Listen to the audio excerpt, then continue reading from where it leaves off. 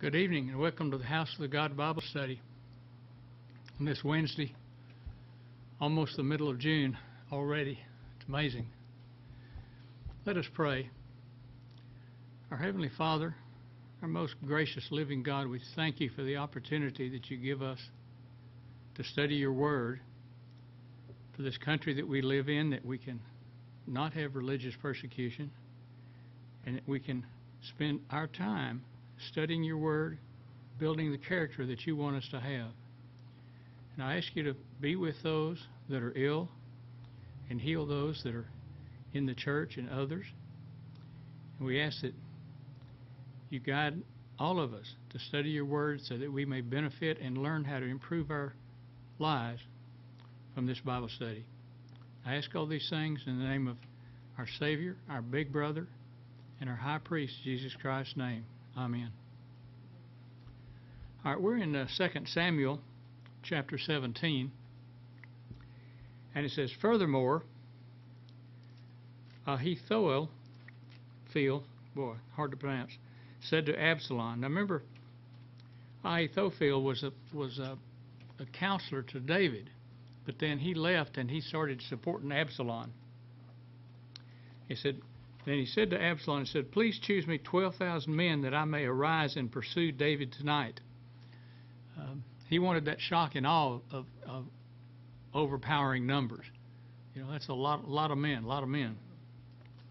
Said, and I will come upon him while he is weary and exhausted, and I will terrify him so that all the people who are with him will flee. Then I will strike down the king alone. And I will bring back all the people to you, this is back to Absalom, and the return of everyone depends on the man you seek. Then all the people shall be at peace. So what he's saying is, let me have these 12,000 men, and I'll get out and I'll scare everybody off, and that'll just leave David, and I'll kill him, and then everybody can be at peace. So the plan pleased Absalom and all the elders of Israel. Then Absalom said, Now call Hushai the Archite also, and let us hear what he has to say. When Hushai had come to Absalom, Absalom said to him, Ahithophel has spoken thus. Shall we carry out his plan? If not, you speak. So do you have a better idea? So Hushai said to Absalom, This time the advice that Ahithophel has given is not good. Moreover, Hushai said, You know your father and his men, that they are mighty men, and they are fierce like a bear, robbed of her cubs in the field. And your father is an expert in warfare, and will not spend the night with the people. He's talking about David. So he's saying David's pretty smart. He knows how to fight wars and how to survive. Behold, he has now hidden himself in one of the caves or in another place. And it will be when he falls on them at first attack that whoever hears it will say, There has been a slaughter among the people who follow Absalom. And even the one who is valiant, whose heart is like the heart of a lion, will completely lose heart. For all Israel knows that your father is a mighty man, and those who are with him are valiant men. So he's saying if you do that, they're going to be defeated because David's men are well trained, you know, and they really know what they're doing. They've been in a lot of fights. They're quite experienced. But I counsel that all Israel be surely gathered to you, from Dan even to Beersheba, as the sand that is by the sea in abundance, so that you personally go into battle. So now he wants Absalom to personally go into battle and lead the people and take all the people with him. So we shall come to him in one of the places where he can be found, and we will fall on him as the dew falls on the ground, and of him and all the men who are with him, not even one will be left. So he's comparing him, just so many men, they're just going to cover him up, just like in the morning, early when you get up, there's just dew all over the grass. That's what he's saying for. Said, if he withdraws to a city, then all Israel shall bring ropes to that city, and we will drag it into the valley until not even a small stone is found there. What they would do when they would siege a little village, a walled village, they would throw grappling hooks over the wall and then pull the wall down back to the outside.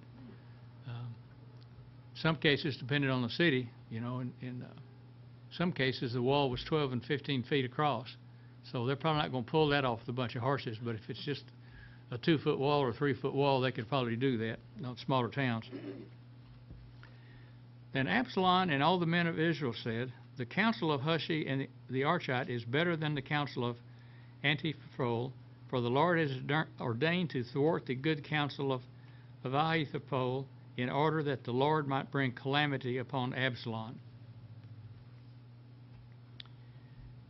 So then Hushai said to Zadok and to Abiathar the priest, this is what Antiphol counseled Absalom with the elders of Israel, and this is what I have counseled. So he gave them the two sides of the approach, what they should do. Now therefore send quickly and tell David, saying, do not spend the night at the fords of the wilderness, but by all means cross over, or else the king and the people who are with him will be destroyed. Remember, Hushai had agreed to be a spy for David, and he would see something, he would tell the priest, and the priest would then go tell David, so David will know what was planned. And that's why they said, don't send those 12,000 men. You know, here's another plan to do, because David's not going to be there, and this is why you're going to lose. And then he went and got David told, this is what they're going to do. Don't spend the night there. Be ready. Now Jonathan and Ahimaaz was staying at Enrogel, and a maidservant would go and tell them, and they would go and tell King David, for they could not be seen entering the city. Let's look at 2 Samuel 15 and 34.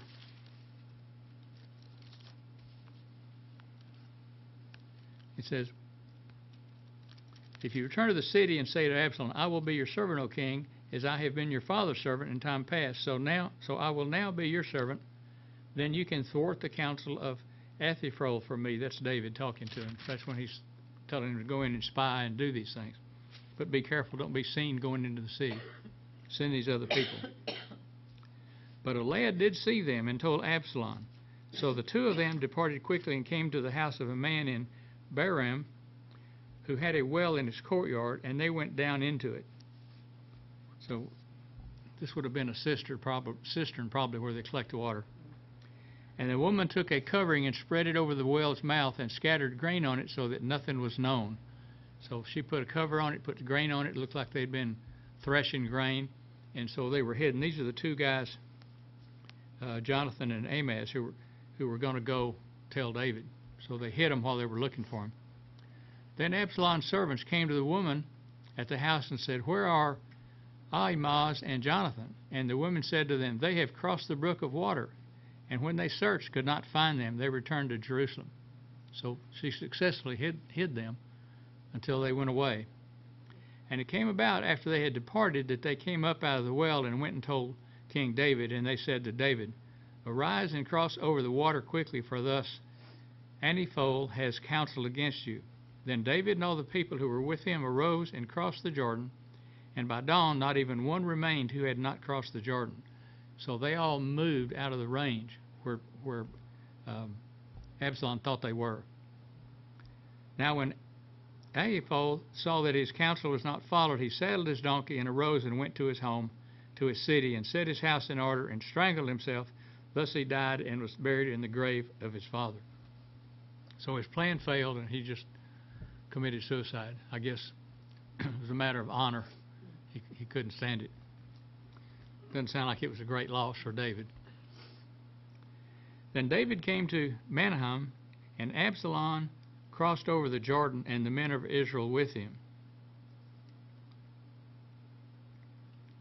Mahanaim was a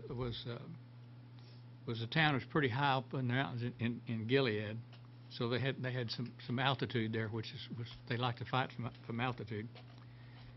And Absalom sent Amasa, who was David's nephew, over the army in place of Joab. Remember, Joab left. Joab left, and he wasn't running the army anymore. He'd been replaced. Now, Absalom was the son of a man whose name was Ithra the Israelite, who went to Abigail, the daughter of Nahash, sister of Zeruiah, Joab's mother. And so this is Absalom. He's Absalom's cousin, somebody he could depend on, because Joab had been running it, been the top general for David for a long time, and he didn't totally trust him. And Israel and Absalom camped in the land of Gilead. Now when David had come to Mahanaim, Shobi, the son of Nahash from Rabbah, of the sons of Ammon, Machir, the son of Amiel, from Lodebar, and from Barzillai, the Gilead from Rolim. They brought beds, basins, pottery, wheat, barley, flour, parched grains, beans, lentils, and parched seeds, honey, curds, sheep, and cheese of the herd, for David and for the people who were with him to eat, for they said, the people are hungry and weary and thirsty in the wilderness. So here's guys that put together a whole lot of food and brought it to David's army because they were on the run, you know. Then David numbered the people who were with him and set over them commanders of thousands and commanders of hundreds. So David still had a pretty sizable group of people with him, pretty good army. David sent the people out, 1/3 under the command of Joab, 1/3 under the command of Abishai, the son of Zerub, Joab's brother, and 1/3 under the command of Ittai the Gittite. And the king said to the people, I myself will surely go out with you also. So David wanted to lead because he'd been leading, and that's typically what they did in the armies. The king would be in the front of the army, and people would follow him, and he'd be right in the middle of the fight. Well, let's see where it was. But the people said, verse 3, you should not go out, for if we indeed flee, they will not care about us. Even if half of us die, they will not care about us. But you are worth 10,000 of us, therefore now it is better that you be ready to help us from the city. So David's there in this town, and he's saying, support us, you know, be sure we get food and different things like that, and we'll go fight the battle, and it'll be to our benefit if you stay alive, even if half of us die. The king charged Joab and Abishai and Ittai, saying, deal gently for my sakes with the young man Absalom. And all the people heard when the king charged all the commanders concerning Absalom. And David, at that point, you know, this is his son, said, go easy on my son. But David also recognized that he'd committed some crimes as well. You know, and so he was still alive, and he didn't want Absalom to be killed, you know, for what he was doing. 6. Then the people went out into the field against Israel, and the battle took place in the forest of Ephraim. And the people of Israel were defeated there before the servants of David, and the slaughter there that day was great, 20,000 men. That's a lot of people. Remember, it's hand-to-hand combat. You just charge right into each other and start swinging your sword. Sure different than what we see today. For the battle there was spread over the whole countryside, and the forest devoured more people that day than the sword devoured. So it's a real thick forest. People got lost, got out of the way. You know, things happened to them in the forest, probably running, you know. Now Absalom happened to meet the servants of David, for Absalom was riding on his mule, and the mule went under the thick branches of a great oak, and his head caught fast in the oak, so he was left hanging between heaven and earth, while the mule that was under him kept going. Now remember, Absalom had a lot of hair, 5 pounds, I think, as I recall. I forget exactly what I said it was. I think it was 5 pounds of hair. That's a lot of hair. And so he went under this tree and got caught in it by his hair, and he's swinging. The donkey went on. A certain man saw it and told Joab and said, behold, I saw Absalom hanging in an oak. Boy, could that be embarrassing? Then Joab said to the man who had told him, now behold, you saw him.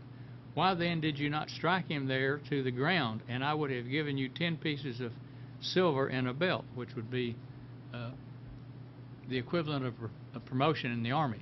You know, he got a pay raise, a bonus, and a promotion. And the man said to Joab, even if I should receive 1,000 pieces of silver in my hand, I would not put out my hand against the king's son. For in our hearing the king charged you and Abishai and Ittai, saying, protect for me the young man Absalom. So this guy was probably pretty wise, not doing anything. He'd have probably paid the price. Otherwise, if I had dealt treacherously against his life, and there is nothing hidden from the king, then you yourself would have stood aloof. So he said, if I'd have done it, you wouldn't have supported me. You wouldn't have backed up. You'd have stayed out of the way and let David kill me." Then Joab said, "I will not waste time here with you." So he took 3 spears in his hand and thrust them through the heart of Absalom while he was yet alive in the midst of the oak tree. So Joab took care of that problem, sort of. And 10 young men who carried Joab's armor gathered around and struck Absalom and killed him. Then Joab blew the trumpet, and the people returned from pursuing Israel, for Joab restrained the people.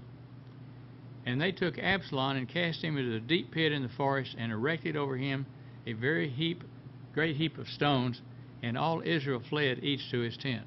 So they saw their leader killed, and he was gone, so they all went home, essentially what it mattered to. Now Absalom in his lifetime had taken and set up for himself a pillar which is in the king's valley, for he said, "I have no son to preserve my name." So he named the pillar after his own name, and it is called Absalom's monument to this day. Then Ahimaaz, the son of Zadok, said, "Please let me run and bring the king news that the Lord has freed him from the hand of his enemies." But Joab said to him, "You are not the man to carry the news this day, but you shall carry news another day. However, you shall carry no news today, because the king's son is dead." Then Joab said to the Cushite, "Go tell the king what you have seen." So the Cushite bowed to Joab and ran. Joab wanted the Cushite slave to report the incident in case David reacted with violence like he had done before. Remember what he did with Saul, the guy that brought the news about Saul? Did away with him.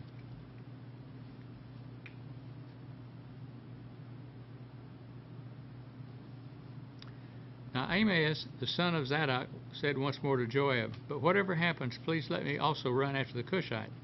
And Joab said, "Why would you run, my son, since you will have no reward for going?" "But whatever happens," he said, "I will run." So he said to him, "Run."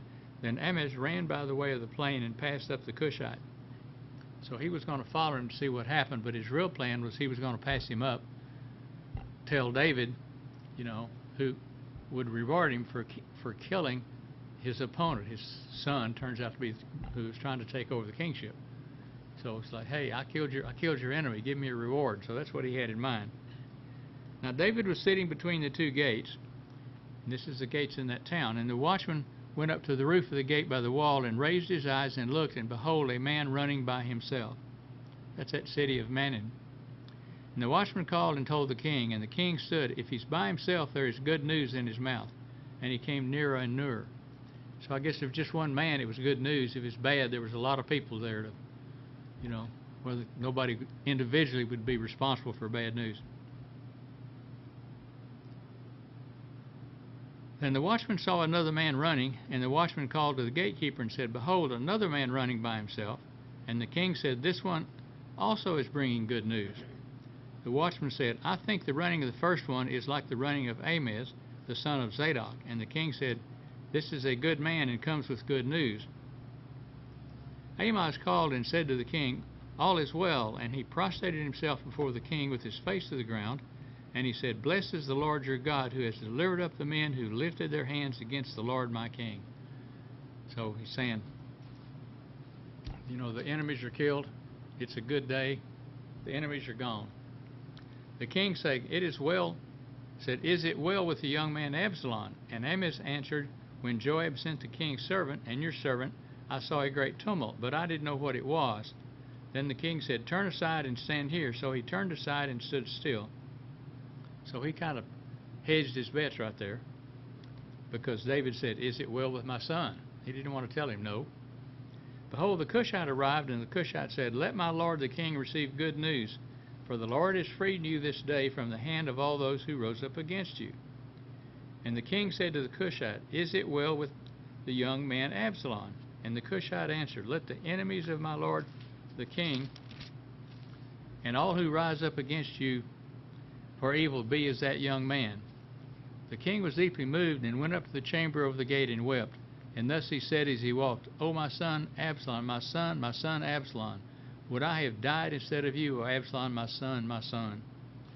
So David was really distraught over the death of his son. That's in spite of the fact that he was leading a rebellion against him.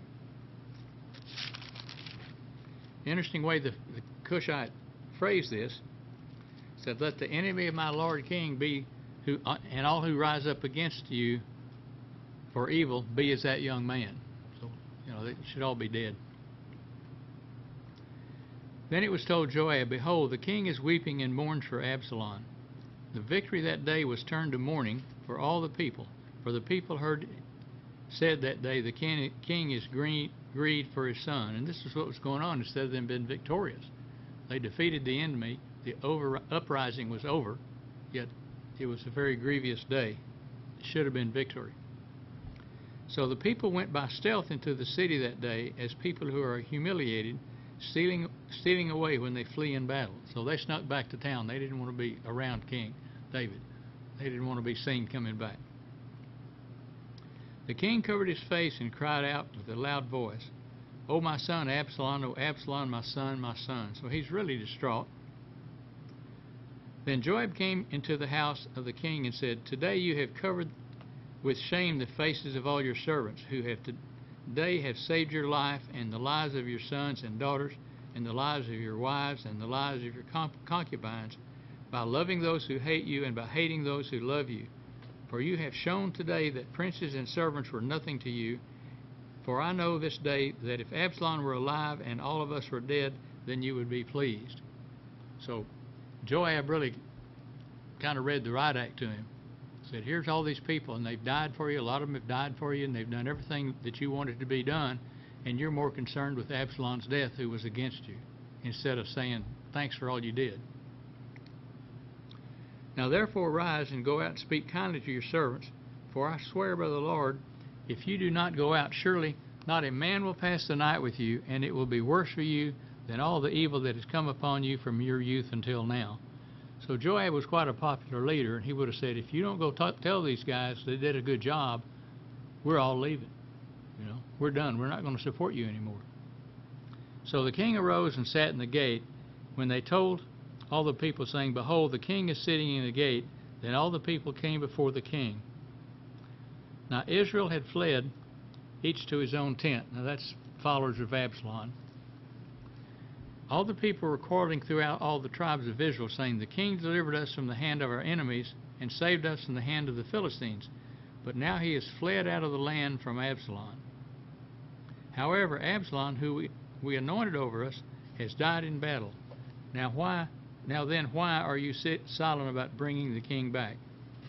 So they split up. The 10 tribes said, "Okay, Absalom, you can lead us." Now he was killed. I said, "Okay, he's gone. Why don't we go back to David?" Then King David sent to Zadok and Abiathar the priests, saying, "Speak to the elders of Judah, saying, why are you the last to bring the king back to his house, since the word of all Israel has come to the king, even to his house? You are my brothers, you are my bone and my flesh. Why then should you be the last to bring back the king?" So they're really saying, come on, bring him back.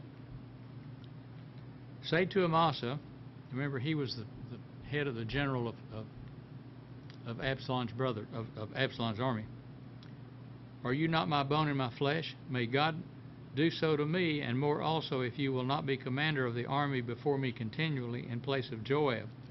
Now remember what Joab chewed David out, so to speak, said, "You better talk to these people." Well, it cost him his job for speaking out. Thus he turned the hearts of all the men of Judah as one man, so that they sent word to the king, saying, "Return, you and all your servants." So that kind of worked it all out. And the other thing that happened when he made Amasa the head of his army, that brought all the people from Israel in. It made them, they were okay with that. It wasn't like they had to leave their commander and go under Joab. They had their own commander they brought, and that brought their loyalty to him, because there's a lot of personal loyalty there. The king then returned and came as far as Jordan, and Judah came to Gilgal in order to meet the king and bring the king across the Jordan. So they're wanting to get kind of organized. Pretty thirsty tonight.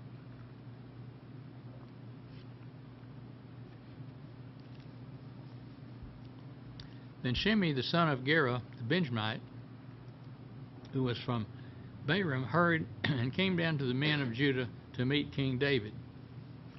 And there were 1,000 men of Benjamin with him, with Ziba the servant of the house of Saul, and his 15 sons, and his 20 servants with him. And they rushed to the Jordan before the king. It's a pretty strong group of people. And they were supporters of Saul. They were still not over that yet. You know, the fact that Saul had been killed and David took over. So they're still not happy. Then they kept crossing the ford to bring over the king's household and to do what was good in his sight. And Shimei the son of Gera fell down before the king as he was about to cross the Jordan. And remember, Shimei is the guy that when David was going out, he was running down the mountainside kind of above him, cussing him out and throwing rocks at him. See? Well, his hero got killed, Absalom got killed, and now he's got to suck up to David. So that's what he's proceeding to do, even with all these people. So he said to the king, "Let not my lord consider me guilty, nor remember what your servant did wrong on the day when the king came out of Jerusalem, so that the king would take it to heart." So forget all those rocks I threw at you and all those nasty words I said. "For your servant knows that I have sinned. Therefore, behold, I have come today, the first of all the house of Joseph, to go down and meet my lord the king." But Abishai the son of Zeruiah said, "Should not Shimei be put to death for this, because he cursed the Lord's anointed?" You know, he's kind of, I'm not buying this. David then said, "What have I to do with you, O sons of Zeruiah, that you should this day be an adversary to me? Should any man be put to death in Israel today? For do I not know that I am king over Israel today?" So he knows that he's king, and he's like, okay, we've had enough killing. Let's just don't do this. Then the king said to Shimei, "You shall not die." Thus the king swore to him. So he forgave him for what he had done. Then Mephibosheth, the son of Saul, came down to meet the king, and he had neither cared for his feet nor trimmed his mustache, nor washed his clothes from the day the king departed until he came home in peace. So this man had been in mourning all this time. And when he said, and when he hadn't trimmed his mustache, at the time they would have beards, but they wouldn't have hair on their upper lip. It would just be down here, and to keep it trimmed. And he hadn't cut his toenails in, I don't know, months. You know, kind of been living out in the wild woods and just letting himself go because he was in mourning and just didn't want to be involved, I guess. It was when he came from Jerusalem to meet the king that the king said to him, "Why did you not go with me, Mephibosheth?" And he said, "O my lord the king, my servant deceived me. For your servant said, I will saddle a donkey for myself, that I may ride on it and go with the king, because your servant is lame." Let's look at 2 Samuel 16:3.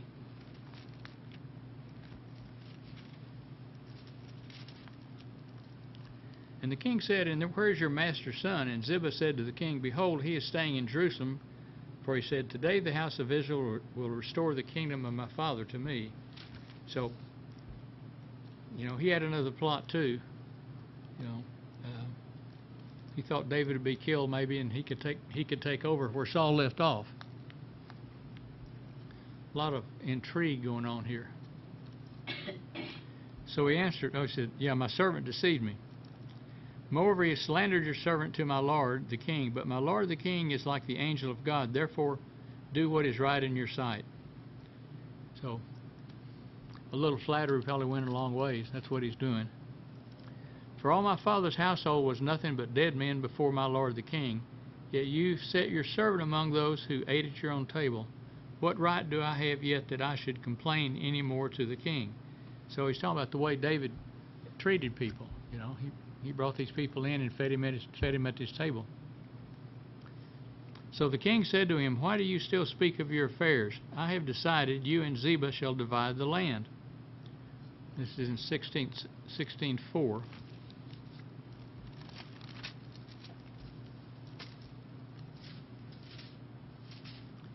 So the king said to Ziba, and this is David, "Behold, all that belongs to Mephibosheth is yours." And Ziba said, "I prostrate myself, let me find favor in your sight." So at some point,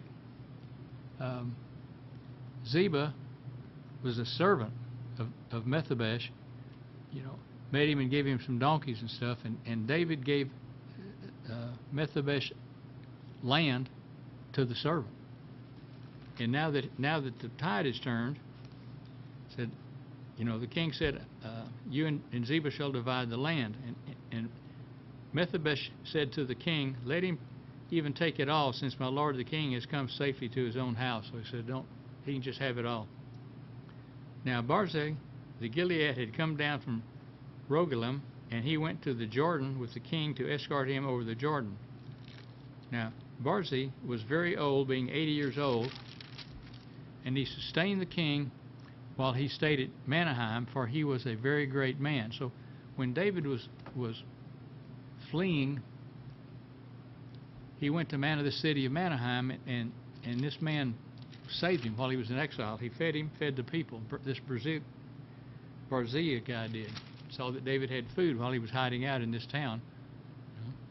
The king said to Barzillai, you cross over with me, and I will sustain you in Jerusalem with me, just as he had been sustained. But Barzillai said to the king, how long have I yet to live, that I should go up with the king to Jerusalem? I am now 80 years old. Can I distinguish between good and bad? Or can your servant taste what I eat or what I drink? Or can I hear any more the voice of singing men and women? Why then should your servant be an added burden to my lord the king? So his eyesight's apparently failing. He's apparently going deaf. He said, I'm 80. Why should I go there? I can't enjoy everything that I would see in the court. The people, the singing, the food. I can't taste the food anymore. Since I'm really old. Your servant would merely cross over the Jordan with the king. Why should the king compensate me with this reward? So he said, I'm really not doing anything, just crossing the river with you. Why should you do that? He said, please let your servant return, that I may die in my own city near the grave of my father and my mother. However, here is your servant Chimham. Let him cross over with the Lord the king, and do for him what is good in your sight. And the king answered, Chimham shall cross over with me, and I will do for him what is good in your sight, and whatever you require of me, I will do for you. So he will do whatever he can for Barzillai, even though he doesn't have to come, but he's taken his servant over, and he'll pay him the same honor. He'll get the reward, so to speak. And all the people crossed over the Jordan, and the king crossed too. The king then kissed Barzillai and blessed him, and he returned to his place. I read somewhere in here when they were crossing it, they probably had to take rafts across the river. That's how they got back and forth across the river. And one of the commentaries said they still do that today. So apparently in some areas there's rafts that go across the river. There's no bridge there. There's just a raft. We have some here like that too, little ferries. I've been on some pretty small ones. Like 1-car ferries, 2-car ferries, across little bayous or rivers or something in southern Louisiana. There's some down in there. It just costs too much to build a bridge. Now the king went to Gilgal, and Chimham went on with him, and all the people of Judah, and also half the people of Israel accompanied the king. So that's a lot of people. And behold, all the men of Israel came to the king and said to the king, why has our brothers, the men of Judah, stolen you away, and brought the king and his household and all of David's men with him over the Jordan? So they're saying, why did you do this? This is kind of like fixing to read here the start of the division. Remember when Judah and Israel separated? They started not getting along quite so well here. Then all the men of Judah answered the men of Israel, behold, because the king was a close relative to us. Why then are you angry about this matter? Have we eaten at the king's expense, or has anything been taken for us? So what they're saying is, have we been a burden on you? Have we eaten your food? Has the king? Has the king had to feed us? We were self-sufficient. But the men of Israel answered the men of Judah and said, we have 10 parts of the king. Therefore, we also have more claim on David than you. And that means that those 10 parts, it's 10 tribes. So the 10 tribes have a bigger claim on the king of all of Israel and Judah than Judah and Benjamin do, because those are only 2 tribes. Why did you treat us with contempt? Was Was it not our advice first to bring back our king? Yet the words of the men of Judah were harsher than the words of the men of Israel. So here's this kind of friction forming, over the possession of David, so to speak. Now a worthless fellow happened to be there whose name was Sheba, the son of Bichri, the Benjaminite, and he blew the trumpet and said, We have no portion in David, nor do we have an inheritance in the son of Jesse. Every man to his tents, O Israel. So he's saying, hey, let's leave. Let's just get out of here. We'll just abandon everything and go home. We'll go back to our towns. That's Israel. It's just going to leave. So all the men of Israel withdrew from following David and followed Sheba, the son of Bichri. But the men of Judah remained steadfast to the king from the Jordan even to Jerusalem. So all the Israelites left. They got mad about the deal because they felt like they ought to have a king too. Or because there was 10 tribes, they ought to have the king in their territory instead of down in Benjamin and Judah where it is. Then David came to his house in Jerusalem, and the king took the 10 women, the concubines whom he had left to keep the house, and placed them under guard and provided them with sustenance, but did not go into them. So they were shut up until the day of their death, living as widows. And that was fairly common in that time. When a king died or was replaced, the women in his concubine were taken care of. They just weren't adopted into the new king's harem. They were set aside, so to speak, just like David did with these, and they were taken care of. They were forbidden to remarry. That was just their life. Different culture. Then the king said to Amasa, remember he's the general, call out the men of Judah with me within 3 days and be present here yourself. So Amasa went to call out the men of Judah, but he delayed longer than the set time which he had appointed him. So he had 3 days. He couldn't get them out. The guys apparently wouldn't come follow him, even though he was the head of the army, because he was, one of Saul's descendants and a Saul supporter, and he was kind of on the Israelite side, we think. And David said to Abishai, Now Sheba the son of Bichri will do us more harm than Absalom. Take your large servants and pursue him, so that he does not find for himself fortified cities and escape from our sight. So David wanted the army to come out and chase this guy, but they delayed.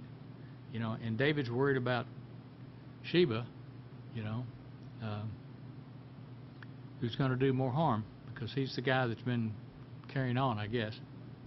So Joab's men went out after him, along with the Sherites and with the Pelethites and with all the mighty men, and they went out from Jerusalem to pursue Sheba, the son of Bichri. When they were at the large stone, which is in Gibeon, Amasa came to meet them. Now Joab was dressed in his military attire, and over it was a belt with a sword with its sheath fastened to his waist. And as he went forward, it fell out. So he was bowing down to acknowledge, lost his name here? Amasa. He bowed down to Amasa to honor him, to pay him tribute. And Joab said to Amasa, Is it well with you, my brother? And Joab took Amasa by the beard with his right hand to kiss him. I guess that's what they did. Kind of strange. But Amasa was not on guard against the sword which was stuck in Joab's hand. So he struck him in the belly with it and poured out his inward parts on the ground, and did not strike him again, and he died. Then Joab and Abishai, his brother, pursued Sheba on the son of Bichri. So he apparently stuck him through the liver with that sword and did away with him, because he was the man that replaced him in charge of David's army. So he got rid of that problem. Kind of a brutal, serious bunch, aren't they? Now there stood by him one of Joab's young men and said, Whoever favors Joab and whoever is for David, let us follow Joab. So that was the cry to rally around Joab. But Amasa lay wallowing in his blood in the middle of the highway, and when the man saw that all the people stood still, he removed Amasa from the highway to the field and threw a garment over him when he saw that everyone who came by him stood still. So I guess he was quite a sight. I guess he innards were laying out and everybody was watching. Not that that's anything I'd want to see. So they put him in the field and covered him up so he'd be out of the way. As soon as he was removed from the highway, all the men passed on after Joab to pursue Sheba, the son of Berchi. Now he went through all the tribes of Israel to Abel, even Beth-Manoch, and all the Berites, and they were all gathered together, and also went after him. So he went through a lot of these tribes, and they continued to pick up more people chasing this man. Then they came and besieged him in Abel-Beth-Maachah, and they cast up a siege ramp against the city, and it stood by the rampart. And all the people who were with Joab were wrecking destruction in order to topple the wall. The other thing that they would do, if the wall was too thick to pull down with grappling hooks and ropes, they would just start piling dirt up against it, and rocks and stuff like that, and build a ramp so that they could just get up on top of the wall. That's what Alexander did against Tyre. Took all the rubble of the outer city, pushed it up against the inner city, and that's how they got in. Then a wise woman called from the city, "Hear, hear, please tell Joab, come here that I may speak with you." So he approached her, and the woman said, "Are you Joab?" And he answered, "I am." Then she said to him, "Listen to the words of your maidservant." And he answered, "I'm listening." Then she spoke, saying, Formerly they used to say, they will surely ask advice at Abel, and thus they ended this dispute. What they're saying is when they put a city under siege, when it appears that they're going to be successful, they would go and say, do you want to surrender? So the people would surrender, and they could keep their life. If they didn't surrender, they'd just kill everybody. So that's what he's saying. He said, formerly they used to say they would surely ask advice whether they wanted to surrender or not. And she said, 19, I'm one of those who are peaceful and faithful in Israel. You are seeking to destroy a city, even a mother in Israel. Why would you swallow up the inheritance of the Lord? Joab replied, Far be it from me that I should swallow up or destroy. Such is not the case, but a man from the hill country of Ephraim, Sheba the son of Bichri by name, has lifted up his hand against King David. Only hand him over, and I will depart from the city. And the woman said to Joab, Behold, his head will be thrown to you over the wall. Turn to Deuteronomy 20.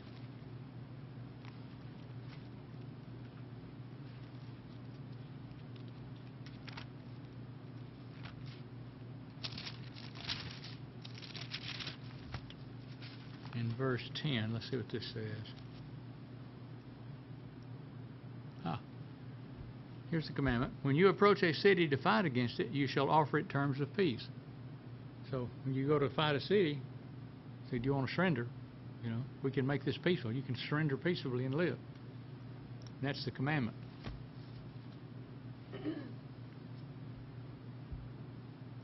Then the woman wisely came to all the people, and they cut off the head of Sheba, the son of Berchi, and threw it to Joab. So he blew the trumpet, and they were dispersed from the city, each to his own tent. Joab returned to the king at Jerusalem. So that lady came and saved the city. She said, you're after this guy, we'll cut his head off and throw it over the wall to you, and you guys leave. So everybody went home after that happened, because that was what they were out to do. Now Joab was over the whole army of Israel, and Beneth, the son of Jehoiada, was over the Sherites and the Plethites, and Adoram was over the forced labor, and Jehoshaphat, the son of Amilad, was the recorder, and Sheba was the scribe, and Zadok and Abiathar were the priests, and Ira the Jerite was also a priest to David. So this kind of put down the rebellion and then solidified David's kingship again under the army. So everything's still in place, but remember, the northern tribes, Israel, is still a little unhappy because Jerusalem has David. In this chapter 21, this is not really in chronological order. It said, Now there was a famine in the days of David for 3 years, year after year, and David sought the presence of the Lord. And the Lord said, It is for Saul and his bloody house, because he put the Gibeonites to death. He said, consider it chastisement against the country for what Saul did. And this apparently was prior to this battle that we've been reading about. So the king called Gibeonites and spoke to them. Now the Gibeonites were not of the sons of Israel, but the remnant of the Amorites, And the sons of Israel made a covenant with them, but Saul had sought to kill them in his zeal for the sons of Israel and Judah.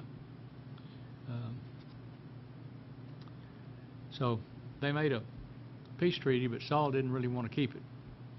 Thus David said to the Gibeonites, "What should I do for you, and how can I make atonement that you may bless the inheritance of the Lord?"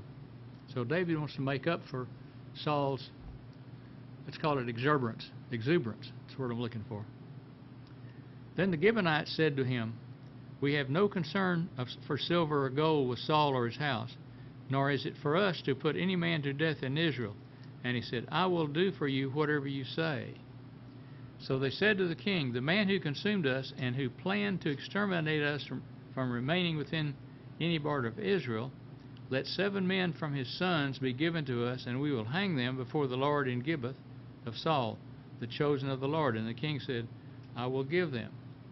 So, because they had a peace treaty with Saul and Saul broke it, and said, "Why? It's cost us a lot." I mean, we were not wanting to be obstructive. We wanted to be part of the country, part of the citizenship. And Saul ignored that, and I guess killed a lot of people or something. He said, "Well, let's do this. Give me 7 of Saul's sons, and we'll hang them, and then everything will be even." He said, but the king spared Mephibosheth, the son of Jonathan, the son of Saul, because of the oath of the Lord which was between David and Saul's son Jonathan. Remember, David had made a pact with Jonathan to take care of Jonathan and his family, so he didn't want to break that. Let's look at Deuteronomy 24 real quick. Don't want to get ahead of myself.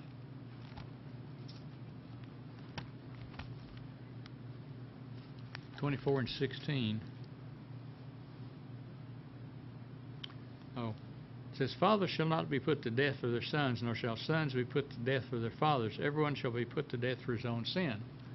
So that's how we view things today.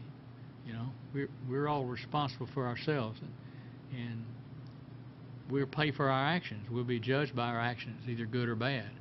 Nobody else can do it for us. Nobody else can pay for it.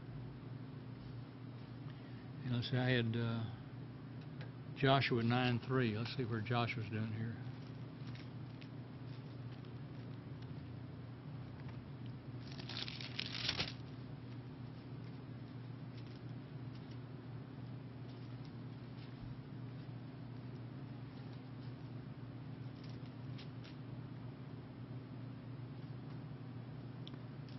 Okay, so when the inhabitants of Gibeon heard that what Joshua had done to the Jericho and to Ai, they also acted craftily and sent out envoys and took worn out sacks on their donkeys and wineskins worn out and torn and mended.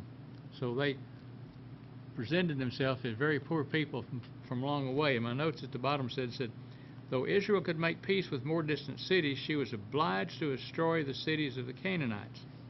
Because Gibeon was located just 6 miles southwest of Ai, its envoys had to pretend they came from a great distance, that they were having to have any hope of escaping to the Israelites.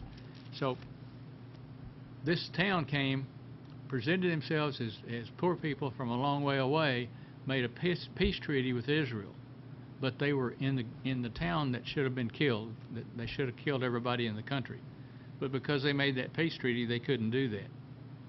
And that's kind of what this is happening right here. But apparently they did, and so they said, "Give us 7 of Saul's sons, and that'll kind of make it even."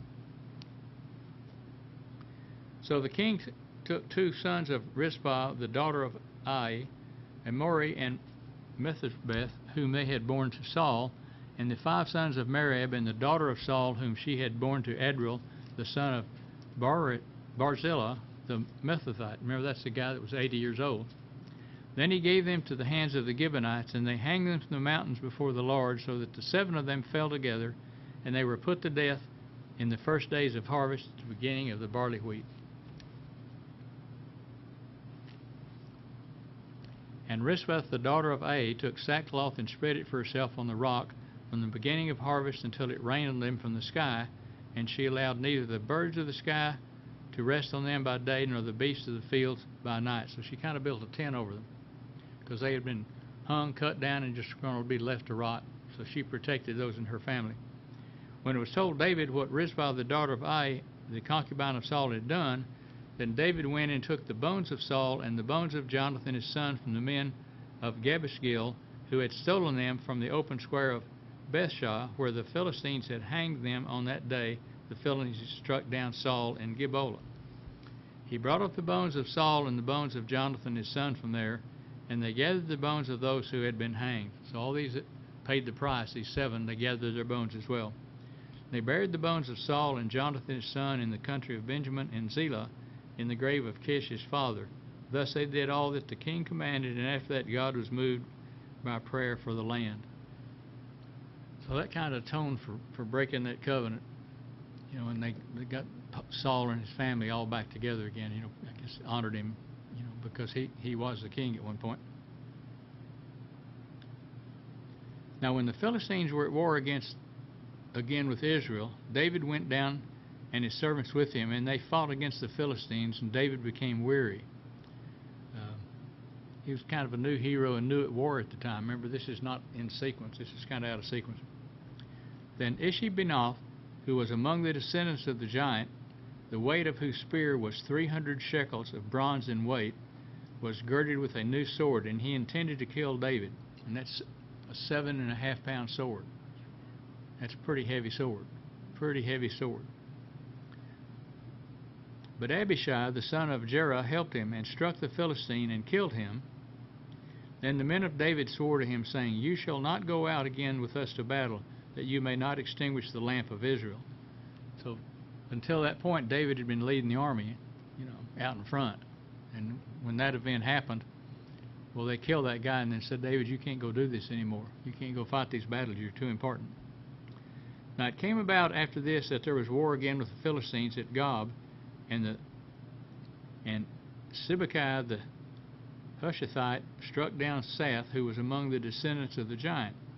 There was war with the Philistines at Gob, and Elihan the son of Geriorim the Bethite killed Goliath the Gittite, the shaft of whose spear was like a weaver's beam. And that would be the beam that holds the shuttle, or not the shuttle, but hold the beams. You've seen these big things go back and forth and do the thread, and these things are bigger than 2x4s, I think. So it's pretty good spear.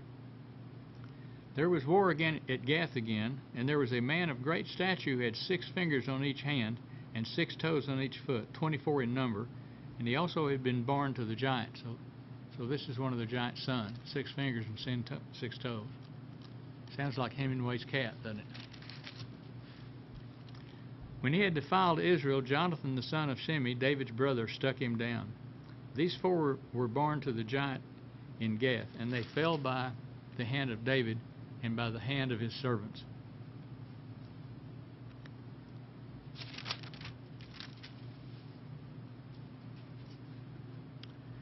And this is a Song of David, chapter 22. And this is a song of thanksgiving by David for deliverance through this war. It said, "And David spoke to the words of this song to the Lord in the day that the Lord delivered him from the hand of all his enemies and from the hands of Saul. And he said, The Lord is my rock and my fortress and my deliverer, my God, my rock in whom I take refuge, my shield and the horn of my salvation, my stronghold and my refuge, my Savior, you save me from violence. I call upon the Lord, who is worthy to be praised, and I am saved from my enemies. For the waves of death encompass me, the torrents of destruction overwhelm me, the cords of Sheol surround me, the snares of death confront me. In my distress I called upon the Lord, yes, I cried to my God, and from his temple he heard my voice, and my cry for help came into his ears. Then the earth shook and quaked, the foundations of heaven were trembling, and they were shaken because he was angry." Kind of like he shook the mountain at Mount Sinai. "Smoke went up out of his nostrils, fire from his mouth devoured, coals were kindled by it. He bowed to the heavens also, and came down with a thick darkness under his feet. And he rode on a cherub and flew, and he appeared on the wings of the wind. And he made darkness canopies around him, a mass of water, thick clouds of the sky. From the brightness before him, the coals of fire were kindled. The Lord thundered from heaven, and the Most High uttered his voice, and he sent out arrows and scattered them, lightning and routed them. Something no man could do or could stand up to. Then the channels of the sea appeared, and the foundations of the world were laid bare by the rebuke of the Lord, and the blast of his breath of his nostrils he sent from on high. He took me, he drew me out of many waters. He delivered me from my strong enemy, from many calamities, from those who hated me, for they were too strong for me. They confronted me in the day of my calamity, but the Lord was my support. He also brought me forth into a broad place. He rescued me because he delighted in me. The Lord has rewarded me according to my righteousness, according to the cleanliness of my hands. He has recompassed me. For I have kept the ways of the Lord, and have not acted wickedly against God. For all his ordinances were before me, and as for his statutes, I did not depart from them. I was also blameless toward him, and I kept myself from iniquity. Therefore the Lord has recompensed me according to my righteousness, according to my cleanliness before his eyes. Well, that's something we hope we could be able to do. Notice the confidence that David had, because he knows that he's kept God's word all along. With the kind you show yourself kind. With the blameless you show yourself blameless. According to other people's deeds. With the pure you show yourself pure, and with the perverted you show yourself astute, or above it. And you save an afflicted people, but your eyes are on the haughty whom you abase. That's the really proud people. For you are my lamp, O Lord, and the Lord illuminates my darkness. For by you I can run upon a troop, but my God I can leap over the wall. As for God, his ways is blameless. The word of the Lord is tested. He is a shield to all who take refuge in him. For who is God besides the Lord? And who is a rock besides our God? God is my strong fortress, and he sets the blameless in his way. He makes my feet like hinds' feet, or like deer's feet, and sets me on high places. He trains my hands for battle, so that my arms can bend a bow of bronze. You have also given me the shield of your salvation, and you help make me great. You enlarge my steps under me, and my feet have not slipped. That makes him firm in his actions. I pursued my enemies and destroyed them, and I did not turn back until they were consumed. And I have devoured them and shattered them, so that they did not rise, and they fell under my feet. For you have girded me with the strength for battle. You have subdued under me those who rode up against me. You have also made my enemies turn their backs to me, to retreat, and I destroyed those who hated me. They looked, but there was none to save, even to the Lord, but he did not answer them. Then I pulverized them as the dust of the earth, total destruction. I crushed and stamped them as the mire of the streets. You have also delivered me from the contentions of my people. You have kept me as the head of the nations. A people whom I have not known serve me. Foreigners pretend obedience to me. As soon as they hear, they obey me. Foreigners lose heart and come trembling out of the fortresses. When he comes with his armies, they know what he's capable of. The Lord lives, and blessed be my rock, and exalted be the God, the rock of my salvation.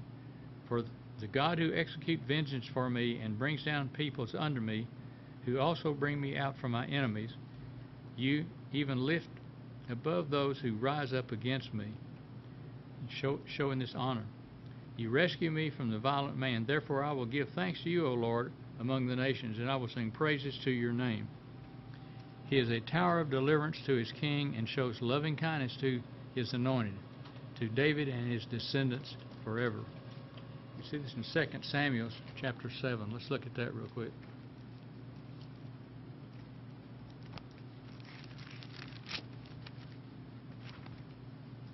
In verse 12. When your days are complete and you lie down with your fathers, I will raise up your descendants after you, who will come forth from you, and I will establish his kingdom. This is talking about God, of course. So, this is his... lost it. This is this hymn of praise that David does for everything that God did for him. Let's see what here. So this is David showing his appreciation for God, and this is things kind of like we see in the Psalms.